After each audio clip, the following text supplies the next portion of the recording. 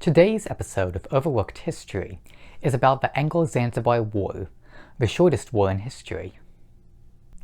The country of Zanzibar came under the control of Oman in 1698. Oman controlled the area until the death of Sayyid bin Sultan Al Said in 1856, when the empire was divided in half. One of his sons, Thuwaini bin Sayyid Al Said, became Sultan of Muscat and Oman. Another of his sons, Sayyid Majid bin Sayyid Al Busaid, became the first Sultan of Zanzibar. The stone town of Zanzibar, in what is now Zanzibar City, became the capital. A palace of the Sultan was built, and later in 1883, a ceremonial palace called the House of Wonders was built. The House of Wonders was the first building in East Africa to have an elevator, and the first building in Zanzibar with electric lights. Over the coming years, Zanzibar became friendly with the British, who wanted more power in the area. In 1890, Zanzibar became a protectorate of Britain. As a part of this deal, Britain had some control over who became Sultan of Zanzibar.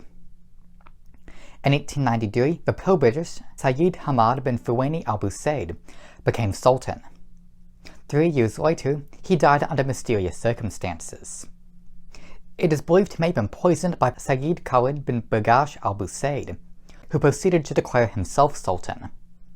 The British did not approve of Bargash as Sultan. Bargash began preparing troops to fight the British for control. In total, 2,800 Zanzibari troops were mustered, along with 2 boats, and the Sultan's royal yacht, HMS Glasgow. The British ordered Bargash to stand down, but he refused.